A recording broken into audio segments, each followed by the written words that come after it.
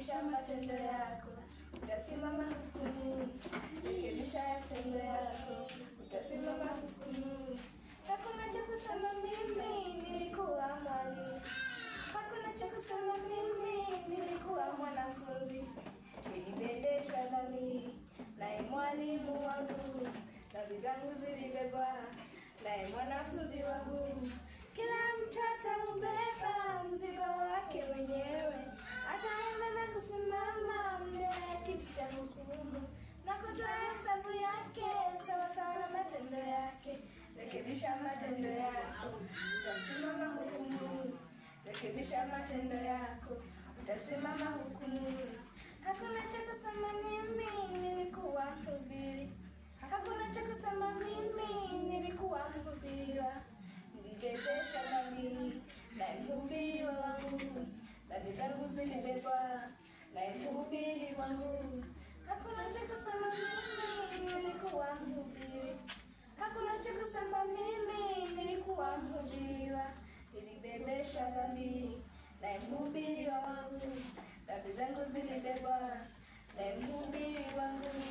Kila mtu atabeba mzigo wake mwenyewe, ataenda na kusimama mbele ya kiti cha hukumu na kutoa hesabu yake sawa sawa na matendo yake. Rekebisha matendo yako, utasimama hukumuni. Human temperaments.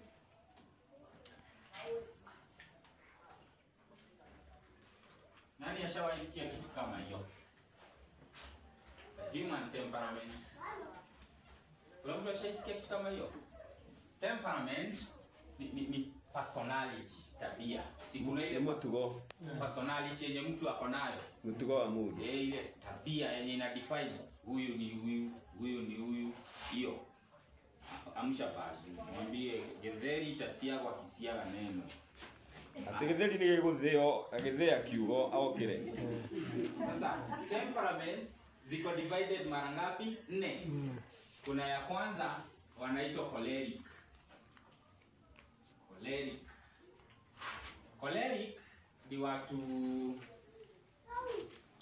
tawekaje.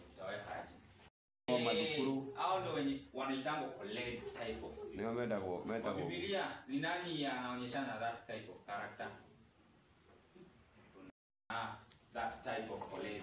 Na choleric ni watu ajali kama anakuumiza, ni watu vision oriented. Kuna ndo matama kaka ne akuhinyiriria. Ajali kama anakuumiza area kanyage mavitu afikie Kenya anataka kufikia. Kanyage ndo magoro mwitwathi yake kinereka. Au ni choleric.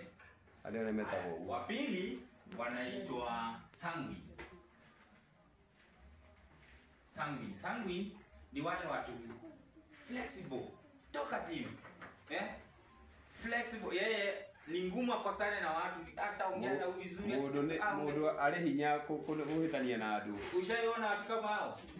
Unaona watu tasio. Hao wanaitango sanguine. Flexible, yeye ni ngumu hata upate amekosana na mtu. Hata ongea na hata interact na watu virahisi wako hivyo. Na weakness yao moja ni Nena wao udo mwene wanakuanga easily influenced by peer. Hiyo kuingiana na watu wanakuanga rahisi kuwa influenced na peer pressure. Unaona? Wanaitwa sanguine. Alafu watatu wanaitwa melancholic. ndo agatatu. Iyo ni mihirika ya andu turataririo. Sasa melancholic ni wale watu orderly. Watu orderly, alafu watu very detailed. Andu me mibango miega. Ushaiona watu kama ushaingia kwa nyumba ya mtu, ukiingia kwa nyumba ya choleric, suguri iko kwa kitanda. Ati ukiingira kwa ria mbere ri no ukore nginya thubia igitanda maikanagia indoro uguo wazi. Hawana kwanga hivyo careless. Careless matie mibango nginya nyumba. Hawananga. Lakini melancholic ni watu taratibu. No agatatu ni andu mendatu mibango nginya thini wa nyumba wega. Hata akiwa secretary atachukua vitu detail, alafu ni watu kuweka record. Ukimfanyia kitu leo miaka 10 zinakuja atakukumbusha. Alafu ni andu maririkanaga maundu muno na maria maana. Wanaitwa Sasa unaenda mkiji exam. Ni muradi mugita muru ni aremenyeha. Thini wa andu acio ni aremenyeha. Melancholy. Haya. Wanne ni phlegmatic. Andu akana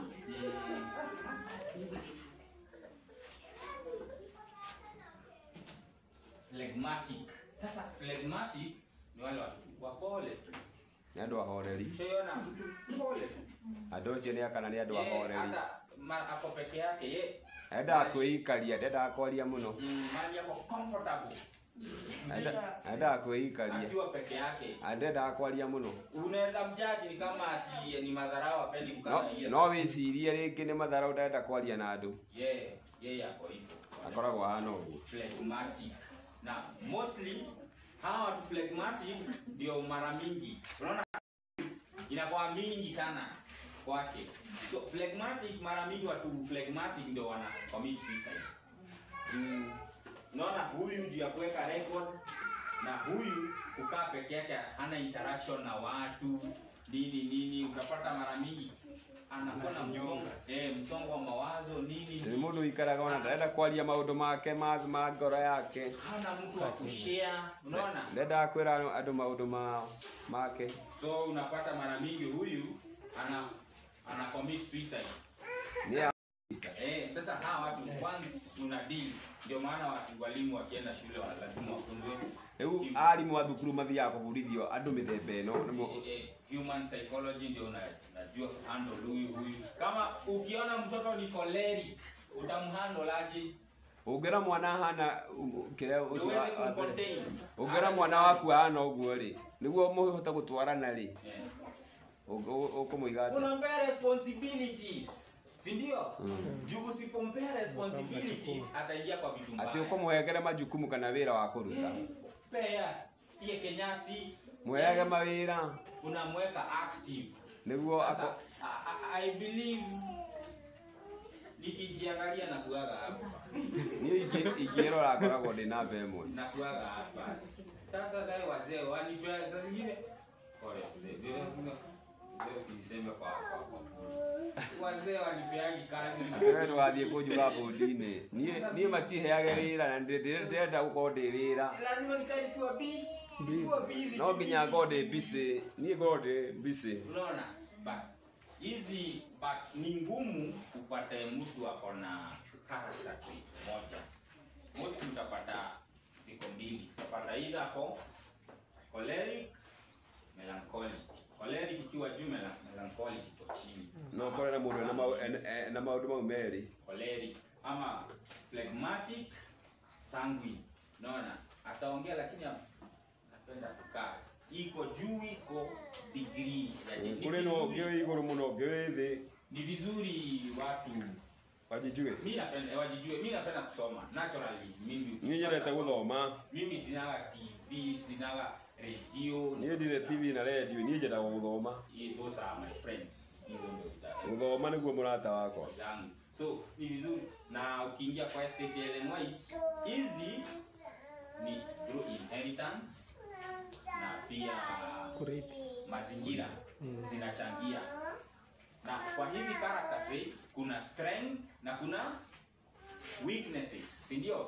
Kuna strength na kuna weaknesses. Nguvu na udhaifu. Ati ni kule kuna na ni kule uhutho wa ngoro. Nikiwa college, high school nimeongoza strike, college nimeongoza strike ile kuinsight watu. Sasa hiyo incitement Niĩ ndĩ thukuru ndatongoria andũ mĩgomo. Badala ya kuitumia huko sasa sikuja pande hii.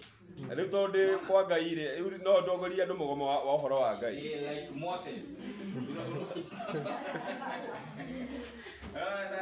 Sasa hizi character traits ziko na strength na weaknesses. Nesile weaknesses ya wasio. So weaknesses you submit them to Christ. Strength Kristo anakuwezesha kufanya kazi like Moses. Ngai akotiria kuruta wĩra. Alisaidia kufanya kazi ya Mungu. Si ndio? Hata ukiangalia kwa challenge wetu. Ukiangalia vizuri, mabinti zetu wako nazo and you identify. Ana atumia kanitha-inĩ gũkora mena maũndũ maya. Kama koleri ukikosa kumpatia kazi, atachochea wengine huku kutarisia. Angĩkorwo nĩ mwendi wĩra wa Ngai wa kũmũhe wĩra.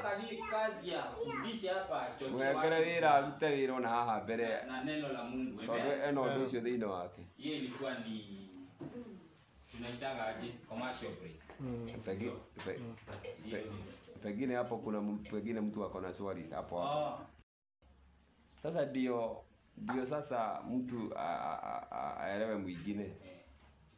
Si lazima kila mtu ajue mwenzake ako na nini ndio apate kupelekana. Kwa mfano mrembo mwenye niko na yeye ni huyu na mimi ni huyu na mimi ni huyu. Unaona melancholy ati muratenda kuhikia ena giki na niende na kile. Ushawaipata mtu ameweka hii Bible hapa. Kale ya ngora tota Mkristo tondu wewe ibuku ria kale ya kuigete. Sasa ukielewa mtu kama huyo usisumbuane naye. Atuamenya mundu ahana uguo tia guthumbura nake. Ako hivyo ni character trait. Reke ugue nda guikara ikare uguo. Na sasa ukijua mtu kama huyo ikifika ni arrangement ya church, si mnampea hiyo kazi apange kanisa. Na atapanga vizuri mpaka mtaridhika. Ataipanga. One of our pioneers, napenda pioneers wetu, mmoja alikuwa anaitwa James White. James White alikuwa choleric melancholic. James White was an orderly man. James White, unajua James White? James White mzee wa nabii wa kanisa. Mzee wa nabii wa kanisa. James White alikuwa anaita pioneers. Sasa kazi yake ni kuwapanga, anamwambia wewe Uriah Smith na Haskell mtahubiri huko. John Loughborough na wewe ni sanguine na mke wako ni phlegmatic. Ukiona hataki mambo mingi, wewe give her space. Atiriwe ugathoma mundu waku uri ahana niguo waikara. Unaona? Na by the way wacha tuseme, unajua sincerely speaking, First John 4 and verse 9. Sikizeni, ati katika hili pendo la Mungu lililoonekana kwetu kwamba Mungu amemtuma mwanawe pekee ulimwenguni, kwamba Mungu alimtuma mwanawe pekee ulimwenguni ili tupate uzima kwa yeye. Ili tupate uzima kwa nani? Kwa yeye. Kwa yeye. Ngai ni atumira muoro we guku thi niguo tugie na muoyo kuhitukira we. Ati tukitaka kuona upendo wa Mungu, tugiera kuona wendo wa Ngai kwa wanadamu kuri andu, ni kwamba Mungu alimtuma mwanawe pekee ulimwenguni we mwene guku thi ili tupate nini? Wokovu. niguo tugie na wonokio. Na shindo venye nitawatolea. Wacheni niwaambie, it was not easy. Kaide mmoja. Haikuwa rahisi kwa baba mwenyewe amtoe mwanawe, amruhusu mwanawe akuje atukufie. Ukisoma I think aliwrite inasema Kristo aliingia kwa baba yake 3 times. Ngaida rutira murio ro uguo niguo kiatukuire. No amurutire na urito yani. Mara 3 akisihi baba niruhusu. Aliwrite ni ugaga aigirire maita 3 kuri ithe. Niende. Amwitekerio ke gutukuire. Nikamkomboe mwanadamu. Onokie Mungu. Sasa nataka muone huyu ambaye ako na uungu. Unajua uungu? Wali na ugaire. Yule ambaye ako na uungu, divinity. Yule ambaye ako na uwezo wa kuumba, akakuja akafanyika kitu ovyo. Unajua wao pili ayuka kitu kindu hatari. By the way, unajua wewe ni ovyo. Poleni, pole. Mnajua nyinyi ni ovyo. Wewe mule kindu hatari. Mwanadamu anaanzanga, process ya mwanadamu inaanzanga kitu yenye hata kwa macho huwezi ona. Ati mundu apageria kindu utagiona. Nani kwa macho yake anaweza ona mbegu ya mwanaume? Nani? It's a very tiny thing. Ati mundu apageria kupitia microscope. Mundu apageria kindu hatari. Very tiny thing. nani wale wamefanya biology, mimi sikuwa mzuri kwa biology. Fita inakaa shape gani? Kama ni kama ngege buta, useless. Mshaiona hiyo formation ya katoto ndani ya tumbo? Tekana kajagia kitu hatari. Ati the king of the universe. Ule ambaye Joshua, unajua mimi napenda Joshua. Joshua alipokuwa anaenda kuangusha kuta za Jericho. Wakaona Joshua ile hadi yako ile udigorwa Jericho. Jamaa amesimama mbele yao. Joshua akatoa panga. Akamwangalia akamuuliza, wewe uko upande wetu au uko upande wa adui zetu? Mulia wewe mwana witoka mwana wado sito. Yesu akamwambia, I'm the captain of the host of the Lord. Kwamba mimi ndimi Bwana wa majeshi. Yeye ni mwadhani wa akapiga magoti akamsujudia. Agetulia mwaru akamuinameza. Nataka uone huyo na akafanyika hiyo kitu hiyo that thing formation ya mtoto ndani ya tumbo akakuja akafanyika hiyo. Wewe unafikiria ni kitu ya kufurahia? Acha ni kitu ya kukanela. Ati the king of the universe anakuja duniani, anapiga makofi na viumbe vyake. Ate Yesu akahura kone ndio hiyo bila mahi. Wewe mzee ambaye baba ambaye uko hapa, utasikia aje kijana wako anakuja kupiga makofi kwa. Murongo ukakura mahi ukangwate. Sasa huyo ni mtoto wako kijana. Ushona mwana tua. Na sasa huyu ni kiumbe ambacho umekiumba, kinakutemea mate. One kiumbe kila wao bila kila gutwira mate. Na kinakupigia makofi. Alafu tunaambiwa Yesu alikuwa na nguo ngapi? Mbili peke yake. Moja alikuwa anavaa ndani. Ushaisikia kazeni mikanda ya mishipa yenu. Unajua Wayahudi walikuwa kuna nguo walikuwa wanavaa ndani, alafu kuna nyingine walikuwa wanavaa juu. Na kuigire akagere mwethe ile moja. Hii ya juu kwa sababu ndio waweze kutembea vizuri walikuwa wanafunga mshipi, ndio sasa inakaa. Iko na makoa mshipi. Ndio wanaweza kutembea vizuri. Sasa Yesu alikuwa na hizo mbili. Yesu anangire. Hii ya juu mchana ni nguo, usiku ni blanketi. Igoro ndio yale mlenge sio tuko. Anao yale nguo. The king of the universe anaishi maisha kama hiyo. Ati mzee wa kijiji wa nyumba 10 Yesu alimwadhekera. Yule ambaye anaitwa King of Kings. Mzee wa nyumba 10, mzee wa mnanda wa nyumba 10. The King of Kings alimwadhekera. Alimtii. Ni upendo kiasi gani kama huo? Ni wewe ndo mnane ati awadi. Ili akufikie wewe akuite. Nikuwa ukwira wewe. My brethren. Na anafurahia. Na gwita muru na anafurahia. You are my brother. You are my brethren. Wewe ni ndugu yangu kabisa. Kabisa. Na milele yote hata ukisoma John 4. Ukisoma John 4 and verse. Huyu ni mzee ananipigia simu. Naomba tu nishike. Shika tu. Maanisha aje? Nao waabudu yeye wanapasa ina katika roho na kweli. Ati andiko ile igatia ngaine roho na aria makamwa mamwe thina wa mama na roho. Paulo in some way in Corinthians anatofautisha kwamba kuna miili mara mbili. Kuna mwili wa kiroho na kuna mwili wa nyama. Na hivyo the nature ya mwili ya Mungu ni mwili wa kiroho. Ni mwili wa kiroho. Sasa Kristo alikuja akachukua hii nature. Sasa venye alichukua hii nature milele yote atakaa na hii ne. Ati ndio maana niliuliza mwili wewe wakatura tena wa mama mwili wewe. Unaweza furahia upate mtoto apate ulemavu milele yote. Au kana na mwana ungesia mwana kiote. Sasa unafikiria baba ni furaha kwake mtoto wake apate achukue umbo kama huu milele yote? No, si kaina wakene moyo ana hiyo ndio demonstration ya upendo wa Mungu kwetu sisi. Hakuna upendo ambao umepita upendo kama huo. Haya, zaidi ya sana from here tunapata anaitwa the seed of David. Naitwa the seed of David, seed of the woman, Emmanuel, God with us. Emmanuel Ngai amwe na ithuĩ. inamaanisha aje? Emmanuel, God with us. Mungu pamoja nasi. Walimu wa Sanctuary. Mungu pamoja nasi. Mungu pamoja nasi. In which sense? Mbona akaitwa Emmanuel, Mungu pamoja nasi? Walimu wa Sanctuary. Yeah. Imetoka duniani mpaka mbinguni.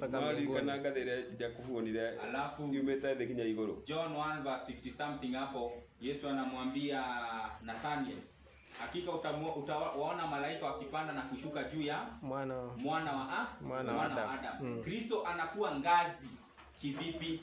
Sehemu moja ni divinity imeshika mbinguni, sehemu moja ni binadamu imeshika duniani. Umeona hiyo? So he is the ladder, the Emmanuel who is God. Ametuletea mpaka divinity sisi kwetu hapa duniani. Anaitwa Emmanuel, the Emmanuel, God with us. Haya, tupige hatua tukimalizia from here, kutoka hapa tukisonga pale msalabani. Tulipata results gani? Results gani tulipata? Tukitoka baada ya Kristo after kukufa. Sasa tulipata, alipata titles gani? Titles gani Yesu alipata baada ya kufa? Baada ya kufa.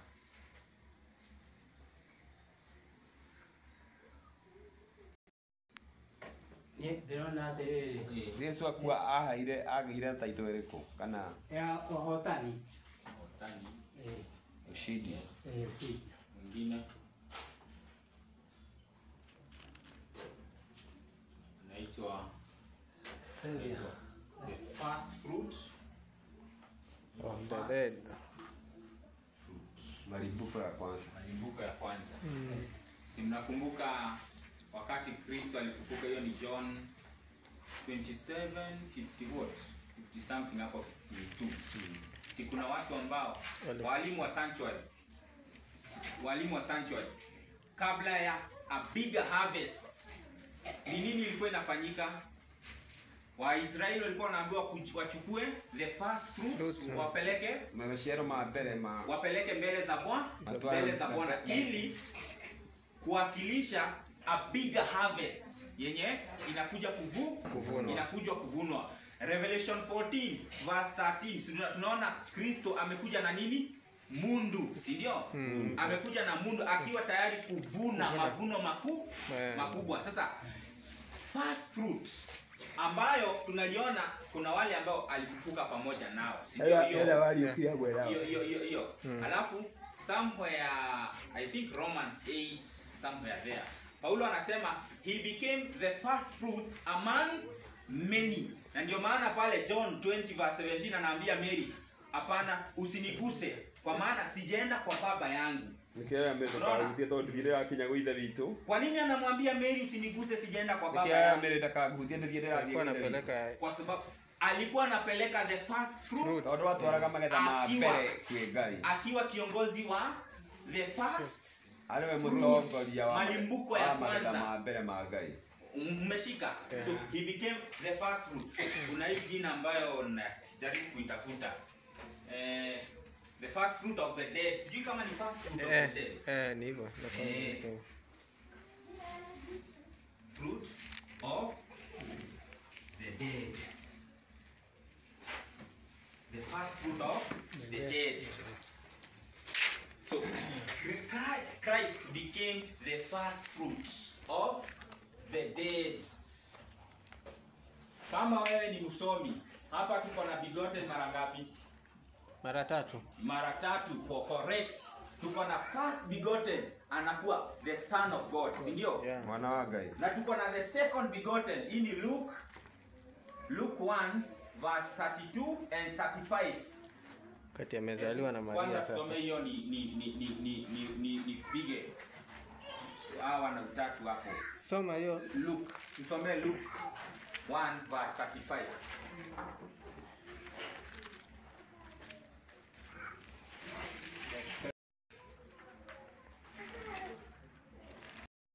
atakuwa mkuu. Huyo atakuwa mkuu. Ataitwa mwana wa aliye juu. Ataitwa mwana wa aliye juu. Na Bwana Mungu atampa kiti cha enzi cha Daudi. Amina. Unasikia? Atakalia kiti cha enzi cha nani? Cha Daudi. Cha Daudi. Baba yake. 35 inasema na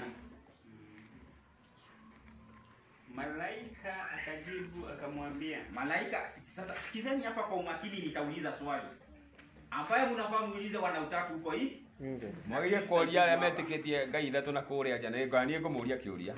Roho Mtakatifu atakujilia juu yako. Sikia, malaika anamwambia Maria, Roho Mtakatifu atakujilia juu yako. Pamoja ukaigoro yako. Yake aliye juu atakufunikia na kufunika, na nguvu zake aliye juu zitakufunika kama kivuli. Kwa sababu hiyo hicho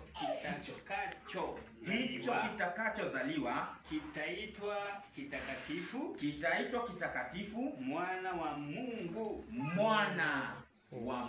Sasa swali kiuria leo, kuna watu ambao wanasema Roho Mtakatifu ni Mungu kando, si ndio? Kuna ndo maiga Roho Mudhari ni Ngai yupi is a God, na ni Ngai kivyake kando, eigite mwanya. Nataka tukue genuine. Yenda tukoro tu sawa. Hiyo verse, Yesu amezaliwa kwa uweza wa nini? Roho Mtakatifu. Sasa kama Yesu amezaliwa kwa uweza wa Roho Mtakatifu, anafaa aitwe mwana wa Mungu ama mwana wa Roho Mtakatifu? Sasa mwana wa Roho Mtakatifu basi, kama wanatumia hiyo. If Roho ni Mungu kivyake independent, basi Yesu si mwana wa Mungu. Si ndio? Anafaa akuwe mwana wa Mungu Roho. Kwa nini Biblia inamalizia inasema ni mwana wa Mungu? Imagine. Ngia tumete Yesu mwana wa Ngai na ngetiro mwana wa Roho. Sababu Roho si kiumbe kando tofauti. Roho si kiumbe kando tofauti. Na ndio maana hebu rudi hiyo verse sasa tuone sense yake. Malaika akajibu akamwambia, Roho Mtakatifu atakujilia. Sikia, kwanza Luka anatuambia Roho Mtakatifu atakujilia juu yako. Na nguvu zake aliye juu. Na unaona? The Spirit, it is equals to the power of God. Endelea. Sitakufunika. Kama kivuli. Alafu hicho kitakachozaliwa kitaitwa kitakatifu, mwana wa nani? Na kile gashia ngetogetheru mwana wa Ngai. Na hakuna mahali kwa Biblia tunapata Yesu akiitwa mwana wa Mungu Roho. Hakuna ndo Biblia yukaga Yesu atakuwa mwana wa Roho. Unaona? That's a deception. Kwa hivyo hapa tunapata na tuko wapi? Tuko hapa. Sasa hapa kuna watu ambao ni reformers. Kwa ndio wameita reforma. Wanasema Kristo anakuwa mwana wa Mungu wakati amezaliwa na Maria. Ati Kristo etagwa mwana wa Ngai riria aciarirwo ni Maria niguo. Ati yuko nyuma hakuwa mwana wa Mungu. Ati nakuo thutha ndale mwana wa Ngai. Sasa baada ya kufanyika mwili ndiye anakuwa mwana wa Mungu. Thutha guciarwo ni mwili niguo atuika mwana. Sasa hata hao sio reforma, hao ni Wakatoliki tu basi na watu wa Jumapili. Ni Wakatoliki kabisa. Lakini ukisoma roho ya unabii kwanza inaweka vizuri, inasema Christ became the son of God in a new sense. Nitoe hiyo fungu? Toa. Acha nitoe. 226 200 1 SM 226 2 inasema Christ brought men and women power to overcome, kwamba Yesu aliletea waume na wake nguvu ya kushinda. Haleluya. Christ brought men and women power to overcome.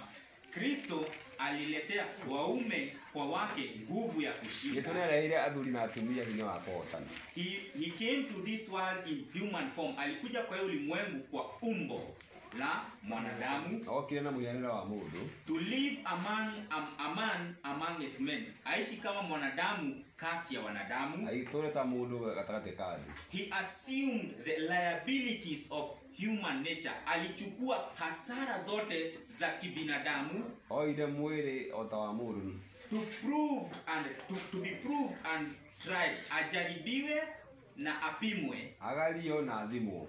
In his humanity, katika ubinadamu wake, Dhini wa mundu wake. he was a partaker of divine nature. Alina Katika ubinadamu wake alikuwa ameshikilia hali ya uungu. Nenyitireire ungai. Aya, sasa sikia hapa. In his incarnation, katika kufanyika kwake ubinadamu, Dhini wa gutuika kwa mundu ri. he gained in a new sense the title of the Son of God. He gained in a new sense. Yani umbile jipya. Alipata kwa njia nyingine jipya title ya kuwa mwana wa Mungu.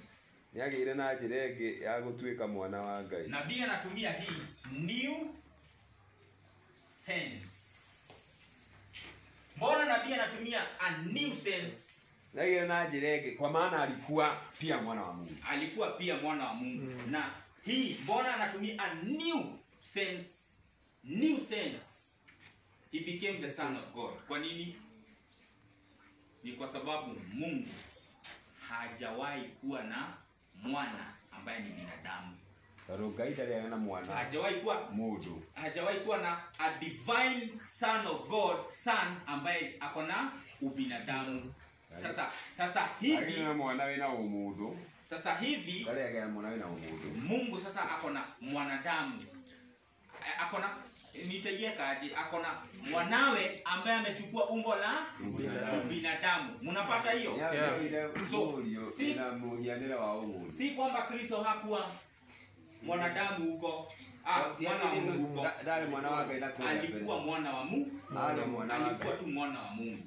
Alafu sasa hapa tumepata he became the Son of God in a new sense. Hapa hebu tusomee Psalms 2. Psalms 2 verse 7. Last two Acts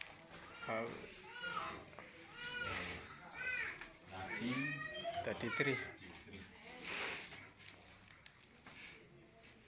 Nitaihubiri amri. Nitaihubiri amri. Bwana aliniambia, ndiwe mwanangu, mimi leo mimi. Sasa kuna watu wanauliza hivi, mimi leo nimekuzaa. Leo ni wakati gani? Sasa ndio wanatumianga hii, ndio wanasema hapo ndio sasa Yesu, sasa Mungu na Yesu walijifanya, ndio yeye akamwambia sasa wewe niseme leo mimi nimekuzaa. Sasa kutokea hapo ndio na ni deception. Lakini hawajui naongelea nini. Enda soma hiyo Acts 13.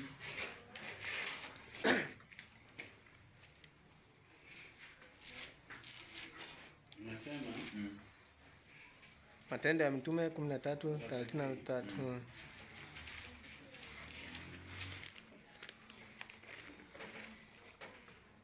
ya kwamba Mungu amewatimizia watoto wetu ahadi hiyo kwa kumfufua Yesu kama ilivyoandikwa. Ati Mungu ametutimizia ahadi hiyo kwa kumfufua nani? Yesu. Kwa ahadi iliyoandikwa katika Zaburi ya pili. Kwamba wewe ndiwe mwanangu, mimi leo nimekuzaa. Kwa hivyo Mungu kwa kumfufua Kristo kutoka kwa kaburi alimzaa mara ya ngapi? Ya tatu. Tuko sambamba? Alimzaa Kristo mara ya tatu. Ajira yako liuke Yesu Kristo kaburi-ini Ngai agiciara Yesu rita rĩa gatatu. Kuna watu ambao ni wana matengenezo wa utatu. Wanasema Yesu wako na ile wacha nikikumbuka jina. Wanasema Yesu ni Mungu mmoja. Kuna ndo maika gatirire Yesu ni Ngai umwe. Sasa ukimuuliza na hatire Ngai ungi. Ukimuuliza wakati Yesu alipokufa, dunia ilikaa bila Mungu. Atiria Yesu agikuirwo kamuria atiri kogo thei karia tari ngai nina iguru. Anakutolea statements za roho nabii anasema divinity did not sink and die. Au kutira mate kama Ati kwamba kimwili ndio kililala pale, Yesu alikuwa hapa kando. kimwili no ngoja kuita no Yesu ali ho no yali na ngai. And deception. Kukosa kuelewa mafungu ya nabii anamaanisha nini wakati anaposema divinity did not sink. Na pia kuna controversy. Ni nani alimfufua? Kuna mafungu zaidi ya 40 ambayo inasimamisha kwamba Baba ni yeye ambaye alimfufua nani? Kristo. Kufufua Yesu. Kuna maana kama kama wanania ati ngai ndio waliukiria muri. Unashika.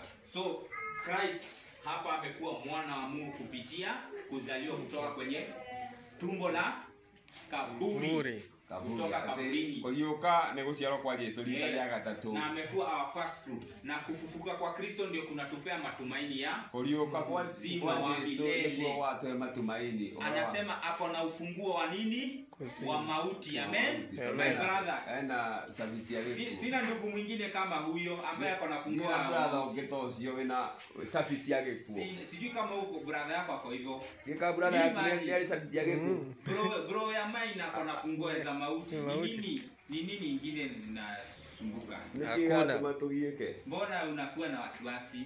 Mbona? Pia tuongezee. Si Methali la 28 na 30. Tusome hiyo. Methali. Kipimotwe inya. Alipoipa bahari mpaka wake. Kwamba maji yake yasiasi amri yake. Alipoiagiza misingi ya nchi, ndipo nilipokuwa pamoja naye. Kama stadi wa kazi, nikawa furaha yake kila siku, nikifurahi daima mbele zake. Haya, Kikuyu nasemaga atano baadhi ndari mwana wake wa kwirererwo. Amen. Mtoto wake wa kulea. Kikuyu nasemaga wa kwirerera. Amen. Ndari mwana wake wa kurerwo ni Ngai. Kwa hivyo Kristo ni mwana wa Mungu bila mashaka. Kuna mtu akona mashaka na hiyo? Kristo ni mwana wa Mungu imara kabisa. Sasa nataka niweke ahadi.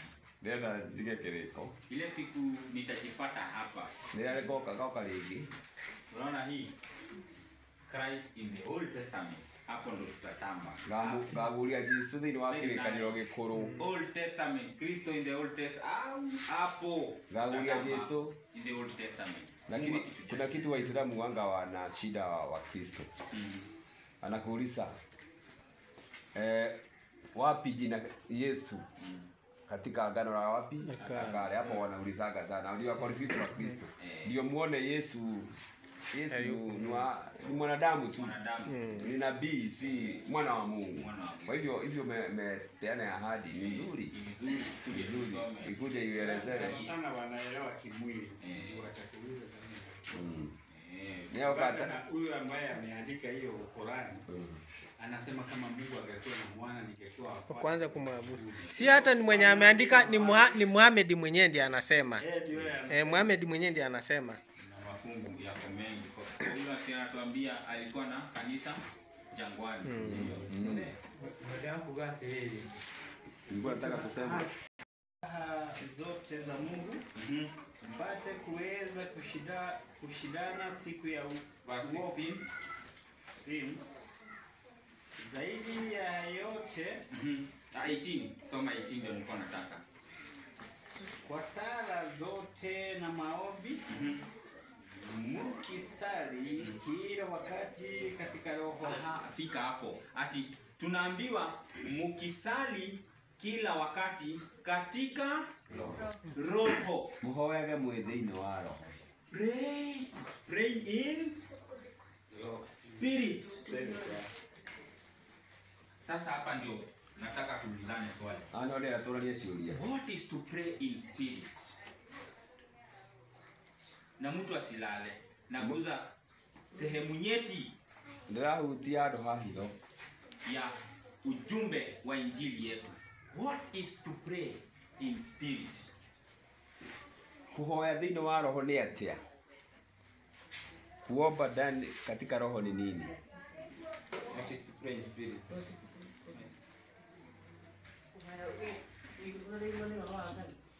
Kuombwa kama umejazwa na roho wa Mungu. Tika roho wa Mungu.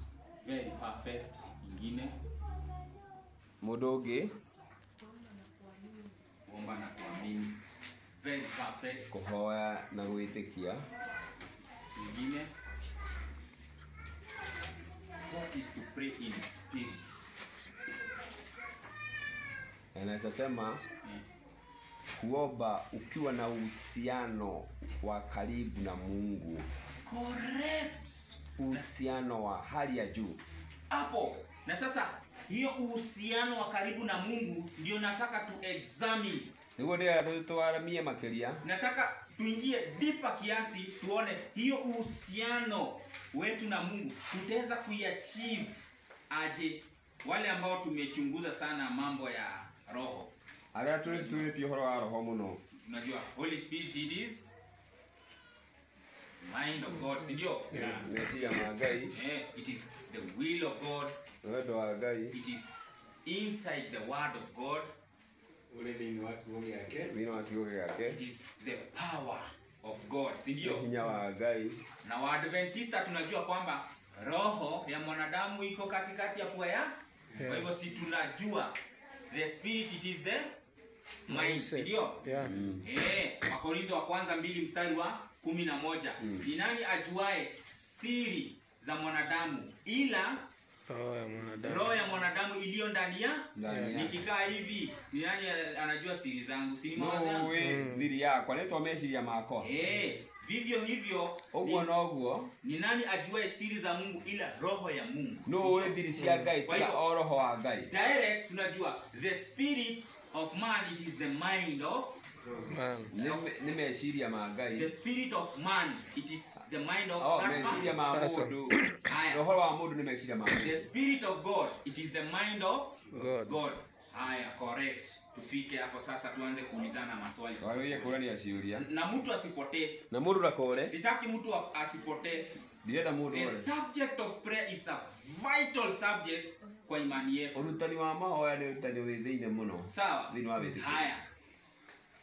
If the spirit of man it is the mind. Roho wa mundu withi hamwe na meciria make. Kuna kitu nataka niwaonyeshe. Kuna uwezekano niambie mzee nampenda na namchukia. Ati ni heno huthu jira muthe ndimwendete no ndimuthuire. Si ndio? Kuna ni nini inanifanya naambia mzee nampenda na ni nini ndani yangu within me namchukia? What is the mechanism? Ni mechanism gani iko hapo? Niki kingimanyithia ni drama ndimwendete no ndimuthuire. Niki kingimumenyithia kana gitumenyithia hau gatagati-ini. Ni nini? Matendo. Hakuna matendo nimefanya. Hata mzee anaweza anguka niende nimchukue lakini ndani yangu namchukia. Ana no agwe na thinde mwe no thiine wakwa no ndimuthuire. Hata anaweza kuwa akona njaa na nimpelekee chakula lakini ndani yangu namchukia. No nginya no ndimutwarire irio no thiine wakwa no ndimuthuire. Ni nini hiyo ina tofautisha hiyo mechanism? Na ndio sasa nataka nikuonyeshe mahali watu wengi kama Waadventista wa Sabato Andu aingi stars die magwite ni kwa uta. nataka niuonyeshe hapo ni nini hiyo. Si ni kwa mdomo ndio unasema unampenda ama uko pamoja, lakini kimawazo ama uko kiroho. Kwani mdomo inaongea yenye imetoka wapi? Si kwa moyo. Ndio, si kwa mawazo tu. Mawazo ndio inapika kila kitu yenye inatoka. Si ndio? Ni nini hiyo inatofautisha? Sasa acha Kaide moni yere. kuna wakati nilikuwa nafanya research about the human mind. Hayo ndo datwiragia horo wa meciria ma mundu. Na kuna kitu ambacho kinaitwa brain. Ni kuri hakiri. Asa akili. Hii ni tobo, si ndio? Oh, heta tofauti Alafu kuna brain na kuna mind. na meciria riu. Hii kwa Kiswahili ni ubongo. Tobo na meciria. Alafu hii ni mawazo, sio? Eh. Mawazo. Alafu hii sasa si ndio tobo.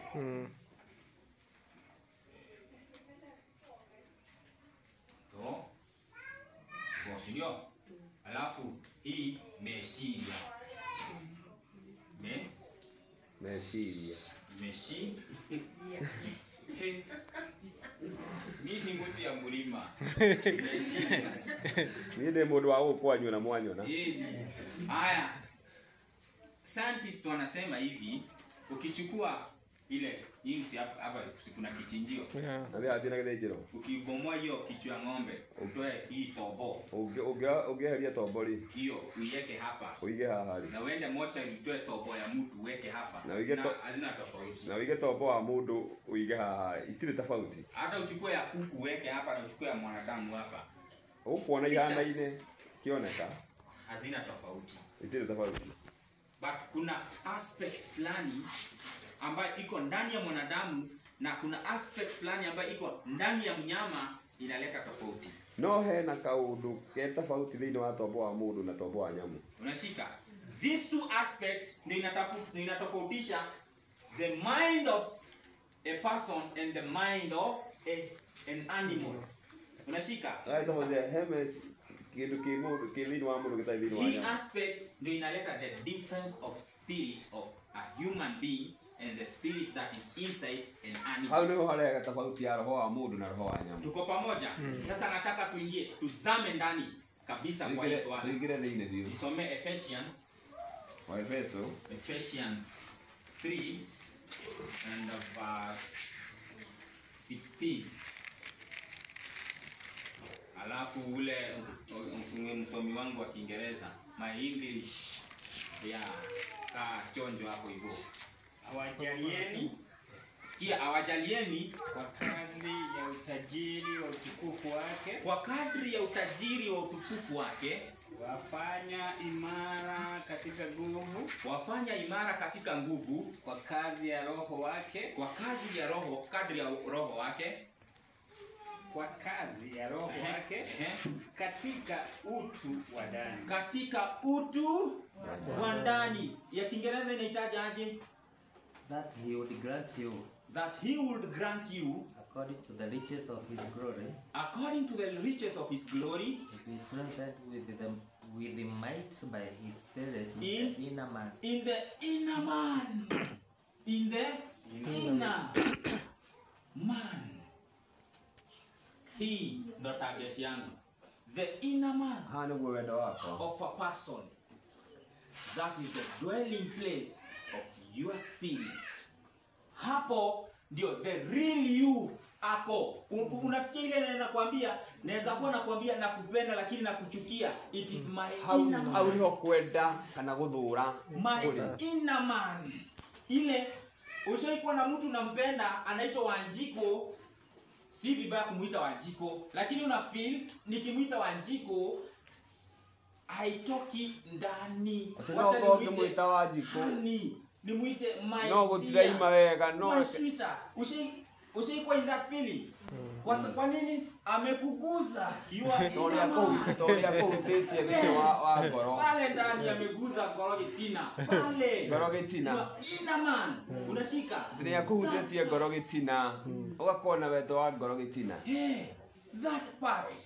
Hiyo part ndio Mungu anataka roho yake ikuwe na interaction naye. Hau niho Ngai arenda roho wake ukorwo na ngwataniro na roho wake. Sasa hii nyingine yenye tulikuwa tunasema nakwambia nakupenda sikupendi inaitwa intellectual. Wenge akanua gatherire. Intellectual. Unashika? It is just unaona, it is just intellectually.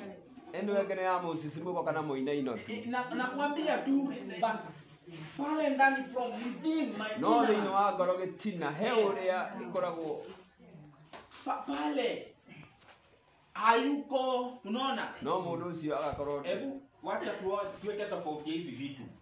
Nisomee wa Thessalonike wa kwanza 5:23. Thessalonike wa mbere 5. Kuna vitu vitatu zinatajwa hapo. 23. Mungu wa amani mwenyewe awatakaze kabisa, nanyi nafsi zenyu na roho zenyu. Sikia, ngoja. Soma vizuri Modhomi.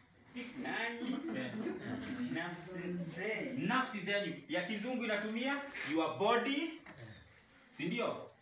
Body na roho zenyu, your spirit na miili yenu.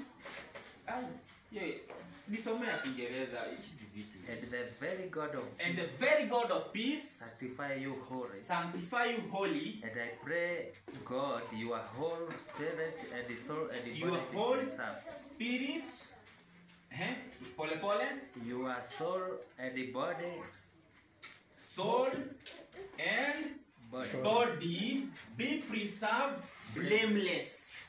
Mungu wa amani awatakase miili yenu, nafsi zenu na roho zenu. Mwanadamu ako na hizo 3 aspects. Atemuru na indo idatu. Ako na hizo sehemu ngapi? 3. Body, si ni mwili? Yes. Mwili. Si ndio? Si ndio hii? Flesh. Ndio maana tuko na message ya nini? Tuko na message ya afya. Lazima tutakaso miili yenu. Tuli no wa afya wa kuria wega. No ginya tutheria miili. And God formed man out of the dust, and he breathed into his nostrils the breath of life, and man became a living soul. Yani mwanadamu akaanza kufikiria, akaanza kuwa mbunifu, akaanza kufanya vitu intellectually. Unashika? Akakuwa intellectual. Alafu hii the spirit, that aspect, unaona hiyo aspect ambayo ina define you, imebeba your character, imebeba ateroho niguo kuwa juu kuna spirit, that very you, that very you. Tuko pamoja? Tuamwe. Hey, that very you, hiyo aspect. Sasa Mungu anataka tuombe in spirit. Yala tuhoe thini wa roho. Ukiwa katika maombi si kuomba tu intellectually. Tukahoe tondu mathane makinyire. No uhoe. Ati nataka ukuwe na that feeling. Uhoe thini wa roho. Ya Mungu una feel Mungu ako na wewe hapa kwa hapa. Tuko pamoja? Kimenyaga wina Ngai hakwa. God, Mungu ako na wewe. Ngai uraria nake tigukula hapa kwa hapa. Hapa kwa hapa. That part, by the way, unajua Mungu akikufanyia kazi hapa, hiyo tunajua inakuwa safi. Atikaya kurutira wira hau maundu make na mahuthu. Umejua hivyo? Akikufanyia kazi hapa, unafikiria hii inaweza nini? Mungu anataka akuwe na interaction na wewe hapa. Sasa mama hapo nipige hatua. Akoro na ngwatanio nawe thini wa mahoya thini wa. Kwa hivyo tunaweza ongeza gia nyingine ndio tupige hatua. Now tunaambiwa we pray in spirit. Haya. Nataka tuende kitabu cha Ephesians 6 anza verse 12. Sasa idara tumore wainya. Anza verse 12. Bazu kaa chonjo sasa hapa. Maana kushindana kwetu sisi si juu ya damu na nyama. Haya, kwa maana kushindana kwetu si juu ya bara itutia mwili na nyama. Damu na nyama. Bali ni juu ya falme na mamlaka. Fika hapo mwalimu. No ni iguru wa maro na wathani. Fika hapo. Kushindana kwetu si juu ya nyama na damu. Sio? Haya. Ya Kiingereza inasema for we wrestle not after the flesh. Si ndio? Wrestle. Nani hapo na Kikuyu tusikie Kikuyu inasema aje?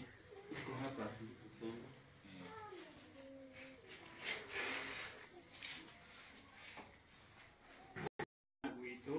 Ya Kizungu imetumia kugiana.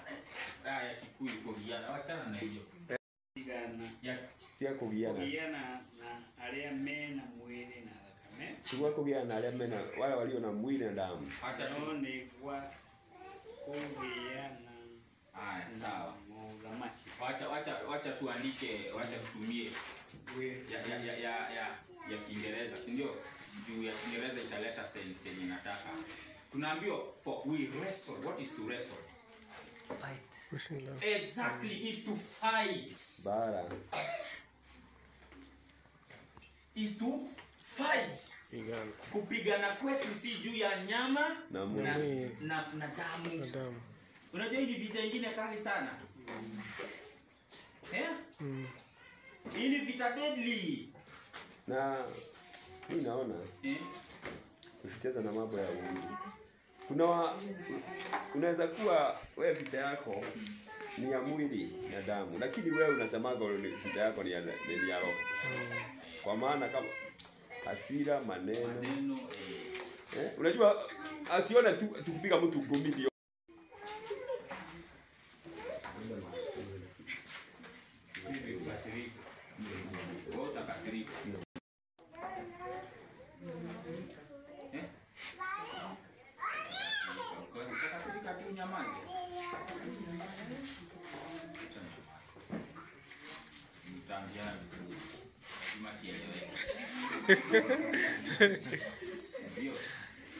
Mwingine atafanya nini?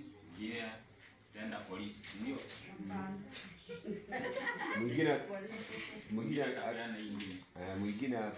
hataongea tena. Hiyo ni mwili bado. Hataongea sana. Yaani atakunyamasia na hiyo kitu ishi hapo. Haya. Kwa nini nimeuliza hii swali? Nikigeto majuri ndio huyo. Nimeuliza hii swali tuone katika maisha yetu nini wa mtu ulira victory. Tumejifunza mbinu za kupigana kimwili, si ndio? I personally nimeishi maisha ya martial arts. Nimecheza boxing miaka mingi sana. Nilikuwa tukidaka nimewakilisha Kenya kwa michezo ya ngumi sana. Nilikuwa tukiroera dunia bururi kwa actually nilikuwa na mwili napanda mandege tu nikiendelea. Na uko igilia na ndege hii. It's an art ambayo watu wanaenda kwa classes za martial art kufunza for self defense. Tuna train ourselves na hata hapa utapata kuna watu wanatafuta namba za polisi waeka kwa mfuko za OCS, OCPD, si ndio? Ndio in case of any emergency anapiga simu na wako hapo. Yaani sisi kama wanadamu tumejitengenezea mbinu za kupigana kimwili, si ndio? Tuende ile bara yake mwili muno. Tuko na kazi ya kufanya na sitaki kuingia kwa somo hiyo. Nataka tuendelee kwa somo yetu. Sasa nataka niulize. Ni nani hapa amejifundisha kupigana vita ya kiroho? No werutete bara ya kiroho. No werutete. Ni nani hapa? Elda anasema amejifunza mwingine. Kwa sababu Paulo anatuambia kupigana kwetu si juu ya nyama na damu. Paulo watu yakurwa gwitu ti kwa bara na mwili. Vita vya mwili na nyama na kame. Si ndio? Bara itu yake. Nataka saa hii nielekea ku conclude this. Niingie position ya my sister pale. Nataka niseme, hebu kwanza tusomee 2 Corinthians 10 verse 3. Hawakonga wake 10 anza verse 3 to 5.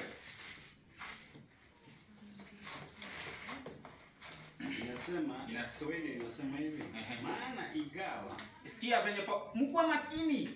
Tadhikeria iweka. Ati maana ingawa tunaenda katika mwili hatufanyi vita kwa jinsi ya mwili. Onaeko twina mwili tutiroaga hatufanyi bara na mwili.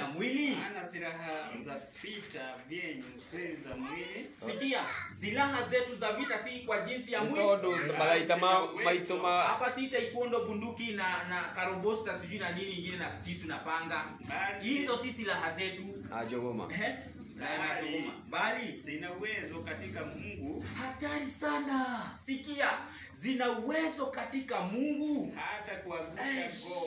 hata kuangusha ngome. Sijui kama hii imesink. Rudi hapo. Hata kufanya nini? Kanaigwa ati kugoithia mahinya mothe ma kuangusha ngome. Yaani kuangusha ngome ni yule ukuta umejengwa na shetani. Hebu niulize, if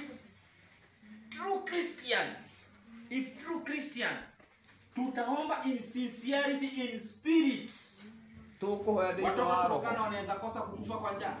Eh? Yes. If Wakristo tukiomba in sincerity, in spirit kabisa, Biblia inatuambia silaha yetu iko na nguvu hata kuangusha nini? Ngome. Kũgũithia mahinya mothe ma mũcukani. If Amen. tukiomba in true and in spirit, Na thĩinĩ wa watoto Turkana watakosa kukufa njaa. Yes, watakosa Yes. kufa Kuna njaa. hiyo uwezekano?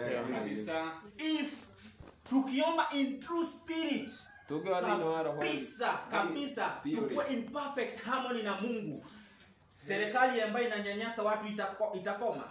Kuna uwezo. Twĩna hinya wa kukinya thirikari itige kũhinyĩrĩria andũ. Tunatambua neno la Mungu hakika vile ambavyo imesema. Tutaleta hapo Eh. kama imewekwa iweze kutimiza ule unabii.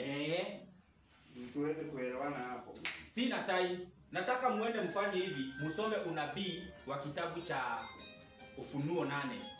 Ufunuo 8 imebeba unabii wa the 7 trumpets. Kũguoyo nyanya ndioro wa tũtembe. Na ukianza Ufunuo 8 mstari wake wa pili inaweka msingi kwamba hizo 7 trumpets ni zile kingdoms ambazo zilikuwa zinaamuka zikinyanyasa Wakristo, na maombi ya Wakristo ambayo walikuwa wanaomba ilikuwa inafanya hizi falme na hizi ngome zinaanguka. Atĩrĩra mabũrũri ma marũaga na ũhoro wa Ngai. Kristiano nĩ mahoyaga na mabũrũri mau makagwa. Kilio cha hawa Wakristo kilikuwa kinafanya hizi falme zinafanya nini? Zinaanguka. Mothamaki ma makagwa. Sasa nataka nikuonyeshe vita vyetu. Kwa nini tumepewa silaha kali hivyo? Nĩkĩ tũmetwo tũhe Kwa sababu silaha nene ũguo? kile ambacho tunapigana nacho ni hii. Hebu malizia kwanza hiyo. Umefika verse 4. Soma verse 5. Hapa ndio kiko. Tukiagusha mawazo na kila kitu Kilichoinuka hata kijiinuacho juu ya elimu ya Mungu, na tukiteka nyara fikra kila fikra ipate kumtii Kristo. Amen. Kwa hivyo fikra yote unasikia. Hebu nitafsiri hiyo. Inasomwa. Unajua hebu rudia nitafsiri na Kikuyu. Tafsiri pia. Nasema tukiaguza mawazo na kila kitu kilichoinuka, tukigũithagia meciria marĩa mokagĩra kijiinuacho juu ya elimu ya Mungu, marĩa marũgamagia kũrũa na ũũgĩ wa Ngai, na tukiteka nyara kila fikra, na tũkĩnyitaga mĩgwate meciria ma ũmwĩrĩ, ũkenyita mĩgwate ipate kumtii Kristo, nĩguo twathĩkĩra Jesũ. Tena tukiwa tayari kupatiliza maasi yote, na twĩharĩirie kũregana na mawaganu mothe, kutii kwenu tutakapotimia, nginya rĩrĩa gwathĩka gwitũ gũgakinyanĩra katika Kristo. Yaliyo mbele ya macho yenu. Inaman, fika hapo. Inaman ikuwe imperfect, ikuwe ni mateka wa Kristo. Umeshika, ikuwe imeshtekwa nyara na Kristo atĩ meciria na mũtugo wothe ũkorwo ũnyitĩtwo mĩgwate nĩ Jesũ Kristo, atĩ wĩciragia ta Jesũ. Sasa sikia, umepewa silaha kali hiyo. Nĩũhetwo mathaitha ma hinya. Rudi hiyo Waefeso. Waefeso rĩu 6. Ulisoma 12. Anza hiyo 12 tuelekee mpaka 13. Inasema hivi 13. Tusome 13. Kwa sababu hiyo, nĩ ũndũ wa ũguo, toeni silaha zote za Mungu. 12 inasema, kwa maana kushindana kwetu sisi si juu ya damu na nyama, bali ni juu ya falme na mamlaka. My English, juu ya wakuu wa giza hii. Nataka nisome hiyo verse 12 wa roho.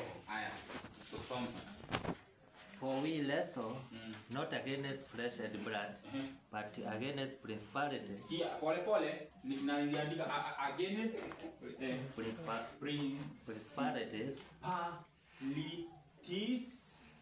against powers, against the ruler of the darkness of this world, of darkness of this world, endelea, against spiritual wickedness in high places. Spiritual wickedness. Atafika hapo. Wewe